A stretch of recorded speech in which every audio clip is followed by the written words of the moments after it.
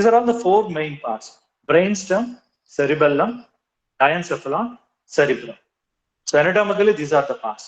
Now let us see the physiological importance of each and every part. When you see this brainstem, it starts with medulla oblongata. Medulla oblongata. Now, medulla oblongata controls a lot of things. Medulla oblongata has got a cardiovascular center is there. The moment you see cardiovascular center, it means cardiovascular functions are under the control of this medulla oblongata. So when that center is stimulated, heart rate is increased or decreased depending upon the requirement. Similarly, blood vessel dilation or contraction will be there depending upon the requirement. So that is called as cardiovascular center. So this one contains cardiovascular center. It also contains respiratory center. Cardiovascular center, respiratory center will control breathing in and breathing out. Both of them are there. Along with that, it has got something called as reticular formation. Reticular formation. Now, reticular formation, the major part in this is reticular activating system. Reticular formation is responsible for our arousal, awakeness, and alertness. During daytime, will be all the time we are awake and alert. That alertness is because of reticular activating system. During night, the RAS is depressed, hence we don't have that alertness and awakefulness. If this is damaged, reticular activating system is damaged, people may get into coma.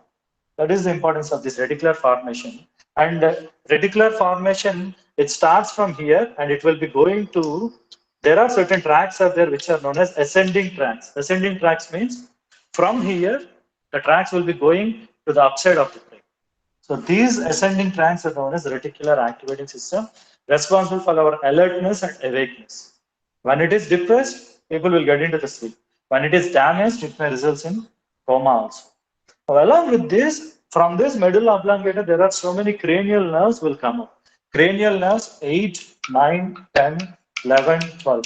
You know, we have 12 pairs of cranial nerves out there. Out of 12, 8, 9, 10, 11, 12 will be coming out of this medulla oblongata. The eighth one is vestibulocochlear, also known as auditory nerve. So this auditory nerve is a sensory nerve. All the words, whatever I talk, you listen because of this vestibulocochlear nerve, auditory nerve. And after that, ninth one is glossopharyngeal nerve. And then the 10th one is known as vagus nerve. 11th one accessory and 12th is hypoglossal nerve. All these neurons coming from this medulla oblongata. So all the functions are under the control of medulla oblongata. So let me brief it out again. So medulla oblongata is the bottommost part of the brain, which is continuous with this spinal cord. It has got cardiovascular center, respiratory center, and it has got reticular formation and cranial nerves. Cranial nerves like 8, 9, 10, 11, 12, all these nerves will be coming from this medulla oblongata. Along with that, it has got certain centers. Centers for vomiting, centers for sneeze, centers for cough, hiccup, swallow. For all of them, the centers are present at medulla oblongata. So medulla oblongata is very essential part which is controlling a lot of functions. It controls cardiovascular function, respiratory functions, 8, 9, 10, 11, 12 cranial nerves are there, swallowing, hiccup, cough, sneeze, all the centers are present at medulla oblongata. If someone gets injured at this region, the communication between spinal cord and brain is lost. You can see this is between spinal cord and brain. So all the spinal reflexes, severe reflexes will be taken to the brain with the help of medulla oblongata. And you have 5 pairs of cranial nerves coming out of this up there. So the damage will cause all these areas destruction. All these areas will become incoordinated. So this is about medulla oblongata. And then the second reason is pons. As I told you, pons indicates a bridge. It is the bridge between medulla oblongata and superior parts of the brain. Now, from the pons too, you have 5, 6, 7, 8 cranial nerves will be coming out. 5, 6, 7, 8. Fifth one is trigeminal, abducens, facial, and vestibulocochlear. So the moment you see these nerves are coming means that area is responsible for that cranial nerve function. So you can see these two regions, pons and medulla oblongata, from 5th to 12th cranial nerves are coming only from these two regions. So these two regions will control a lot of cranial nerve function. The other thing, pons has got major role in this vestibulocochlear, sorry, vestibulocochlear nerve. Importance is there with pons. So the auditory function, the vestibular function is very much related to pons. Any damage to pons may affect auditory as well as equilibrium function. So this is the significance of pons. And then the last one is this midbrain.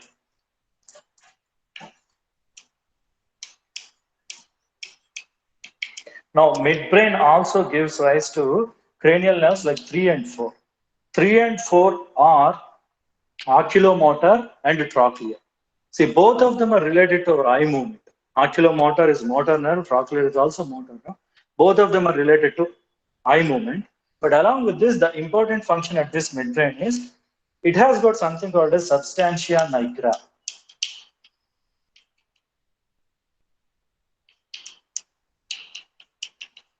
See, this is a kind of nucleus which is associated with midbrain. Now, the role of substantia nigra is there is a special pathway called as nigrostriatal. Nigro means from substantia nigra, certain nerve tracks go to corpora striatum. So this path, nigrostriatal path, is responsible for our movement. When this path is damaged, people may get a disease called as Parkinson's disease.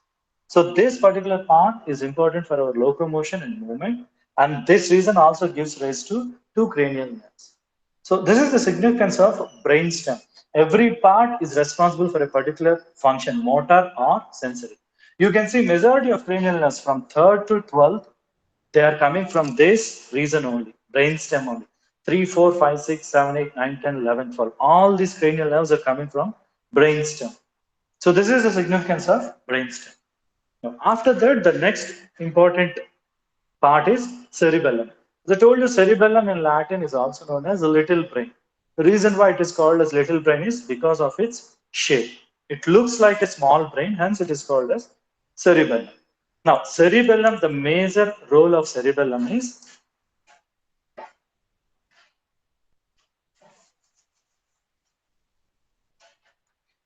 cerebellum has the control of all skeletal muscle contractions.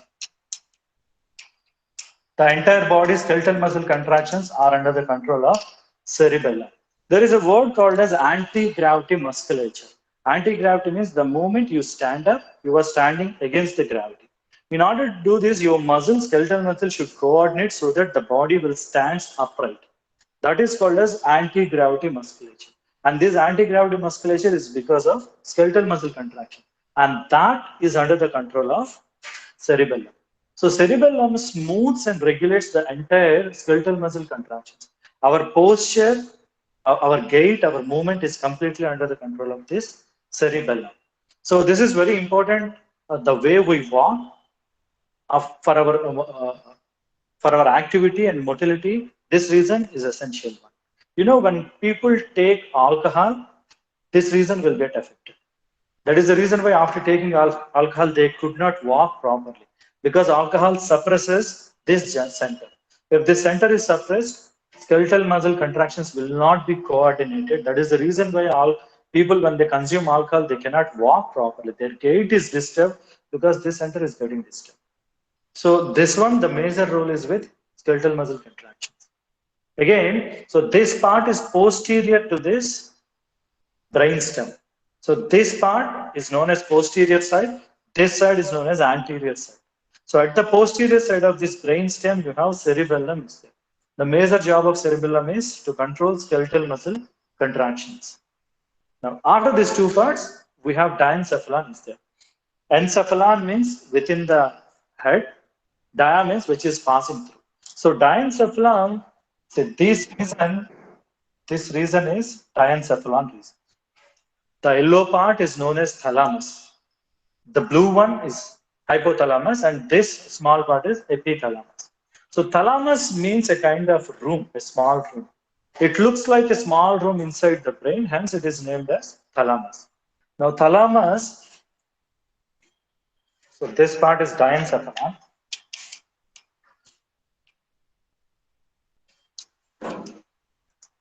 Now in this you have thalamus. Now the major job of thalamus is it acts as a relay center. Now understand this word relay center. See, all the sensations will be going from the spinal cord or directly to the brain, but the major reflexes are through the spinal cord. So whatever the sensations coming to the spinal cord will be going to the upside of the brain. So most of the sensations are processed at this cerebrum. The signal processing occurs at cerebrum. And the signals are relayed to the cerebrum with the help of thalamus. Hence it is known as a relay center. Why relay center? It is processing all the signal and it is sending all the signals to this cerebrum. It acts as a relay center. All the signals will come here and will be taken to this cerebrum. Hence it is known as a relay center. So relay center, again, thalamus is very important reason, which is sending all the signals to this cerebrum or cerebral cortex. And then the important one is hypothalamus. Now hypothalamus is very important part. See, hypo means under. Thalamus means it is under the thalamus region, hence it is known as hypothalamus. Now, hypothalamus integrates autonomic nervous system functions. Integration of autonomic nervous system function means in autonomic nervous system, we have sympathetic and parasympathetic nervous system are there. Now, both sympathetic and parasympathetic integration occurs at hypothalamus. You know, sympathetic system, the emotions will be under the control of that sympathetic system. Anger, excitement, embarrassment, all of them. Parasympathetic system, digestion, feeding, satiety, all of them will be under the control of parasympathetic system. Both of them are integrated at this junction. Now understand this one. Autonomic nervous system, we say it is an involuntary system and it is not under our control of will. So if you want to increase your heart rate, it will not happen because it is not under your control of your will. But it is under the control of hypothalamus. The job of hypothalamus is it will integrate both the signals. So it has got a satiety center, feeding center, and thirst center. Satiety, feeding centers means, see, when blood do not have enough amount of glucose, you feel hungry. Then the brain gives signal for you to eat. So that is what is called as a feeding center. You feel hungry not because of your stomach is empty. When blood is not having enough glucose, the signal sent to hypothalamus and it will make you to eat something. That is called as feeding center. Satiety center means when you are eating, you cannot keep on eating. After some time, you feel fullness. That fullness is called as satiety. That satiety is also there with hypothalamus. Thirst is also like that. We feel thirsty. When you eat a bag full of potato chips, you feel like thirsty. Why? Because the potato chips contains a lot of salt. The moment salt is there, the osmosis will changes and it increases thirstiness. That thirst center is also present at hypothalamus. So it has got all these centers, like the control of integration of ANS is there, feeding, satiety, thirst center is there. Not only that, it also controls temperature and it also controls blood pressure. You know, blood pressure control is because of sympathetic and parasympathetic nervous system. Again, temperature will be controlled. You know, the human beings, mammals need to maintain a constant temperature, 98.4 degrees of centigrade. This constant temperature is maintained by various ways. When the outside temperature is high, body temperature may increases. To control that, body will do certain things. First one, sweating. The moment you get sweat, the sweat will come out, it will get evaporates and body cools down. So the major reason for sweating is to control body heat. When you do exercise, when you go some physical activity, immediately sweat comes out. Why? Because of your muscle movements, body temperature increases. To control that body temperature out, it evaporates and slowly the temperature falls down. It is very similar to transpiration in the plants. You know, human beings, we have a lot of mechanisms to control temperature, but plants, they have only one mechanism, that is transpiration. During summer times, when you go under a tree, you get a kind of coolness. Why? Because plants, in order to control their temperature, they releases water. As we release sweat, they release water. When water is evaporating, it cools down the temperature. And that is the reason why you feel a little bit of coolness under the tree. The same thing, transpiration is removal of water from the plants, evaporation of water from the plants. Sweating, evaporation of water from the human body. Both of them to control temperature. So this is how the temperature is controlled. Not only this, there are some other ways are also there. Blood vessel will dilate. When blood vessel is dilated, heat exchange occurs easily. That is the reason why when you go to heat sun, you look red in color. The redness is because of vasodilation.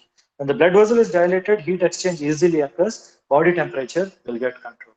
So all these things are by hypothalamus. This is how hypothalamus is controlling our body temperature. It also controls blood pressure. You know, blood pressure, vasodilation, vasoconstriction, heart rate increase and reduction, all of them will control blood pressure. Along with that, it also controls water balance. Metabolism too. Metabolism. All of them are under the control of hypothalamus. Not only this, you can see here, see this region is hypothalamus. The yellow one is thalamus. Beneath that, you have hypothalamus is there. Because it is under the thalamus, it is called as hypothalamus. Hypo means under. You know, Arachis hypoxia, groundnut. The groundnut pods are under the ground. Hence, it is known as hypoxia. Hypo means under, xia means earth. Similarly, hypothalamus. It is under the thalamus and hence it is known as hypothalamus. Now, from this hypothalamus, there is a gland dangling out. This is called as pituitary gland. You can see it has got two lobes are there, anterior pituitary and posterior pituitary. You know, pituitary gland is the major endocrine gland. There are a lot of hormones releasing from this pituitary gland. The anterior part is also known as adenohypophysis and posterior part is known as neurohypophysis. Again, hypo means under, physis means this part. So from this hypothalamus, you have this pituitary gland is there, which is the major endocrine gland. Lot of hormones will be coming out of this. From posterior pituitary, oxytocin and vasopressin will be coming out. From anterior part, you have adrenocorticotropic, gonadotrophic, growth hormone, thyrocorticotropic, all of them will be releasing from these parts. So this pituitary is again coming from hypothalamus. So hypothalamus is very important reason, which will integrate autonomic nervous system functions. It has got feeding, satiety, thirst center. It will control blood pressure. It will control temperature. It will control water metabolism, the amount of water and everything, and then intermediary metabolism. And then it is giving all these hormones. The pituitary is coming from hypothalamus. Now the next part is the small one is known as epithalamus. Epithalamus. Now again, epithalamus, it has got two important things. One is it has got pineal gland and then, wait a minute. It has got this pineal gland. Let me explain about this pineal gland. See, pineal gland releases a chemical known as melatonin. Melatonin is responsible for our sleep. Understand this thing. Daytime usually we don't get sleep.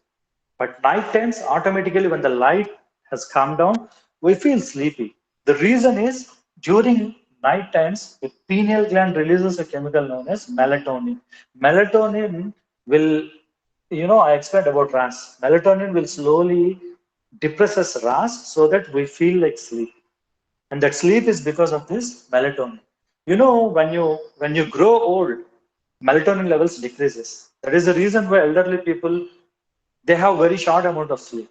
My grandparents always used to sleep very short amount of time. The problem is they don't sleep and they don't let you sleep also. That is the problem. But understand this, that is the reason why elderly people need sedative hypnotics to get sleep. There is a reason for that.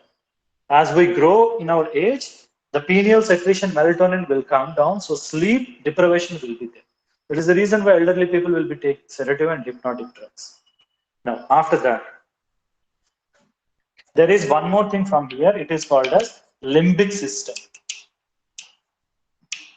Now again, limbic system derives from this epithalamus. You have a lot of nuclei are there from this epithalamus. The collection of all that nuclei is considered as limbic system. The major one in this limbic system are two major components are there: hippocampus, amygdala. hippocampus and amygdala. Hippocampus is responsible for short-term memory. Understand this one? See, for day-to-day life beings, the short-term memory is very much required. Where did you keep your keys? Where is your mobile? Where is your vehicle keys? All of them is under your short-term memory. And that short-term memory is stored at hippocampal cell, and that hippocampal cells comes under this limbic system. I'll give you one example. When students go to exam, nowadays it is called as one day batting or one night batting. If tomorrow exam is there, today night they will read hurry. They cram everything, go to the examination center. Once they go to the examination center, some of the students complain is they have read everything last night, but once they get into the examination center, they don't remember anything. A complete blank is there. Is it true? It happened with me. Understand what has happened there. So when you read a day before, everything is stored in our short-term memory. That short-term memory is nothing but this hippocampal cells. When you get into the examination hall, it gives a kind of stress. It creates a kind of stress. During stress, body will release adrenaline and cortisol. Cortisol is a steroid hormone. That steroid hormone can easily gets into this brain, inhibits this hippocampal cells. What is there in hippocampal cell? Short-term memory. Whatever you have read last night, it is stored in the hippocampal cell. And when there is a stress, cortisol releases, goes there, inhibits that cells. What happens to your short-term memory? You don't remember anything. That is the reason why you get a blank head. You don't remember anything. So this is the effect of stress. And hippocampal cells are very important for our day-to-day living. Whether you have turned off the light, turned on the light, where is your mobile, where is your vehicle keys, everything is under the control of hippocampus. When you are stressed, you don't remember anything. That is the significance. Now, another important component of limbic system is amygdala. Amygdala is responsible for emotions.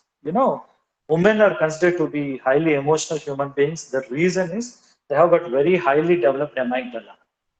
So every emotion is related to that one. Now, two different things are there. When your brain is under complete emotional strain, your rational brain will not work. Rational brain means your thinking is diminished. When you are high in emotions, you cannot think properly. Think about this. When you have very high amount of anger, when you are in high angry states, you will not think anything. You just act impulsively. So high emotions, low logic, no rational, no thinking. That is dangerous one. These high emotions are under the control of that amygdala, which is a part of this limbic system.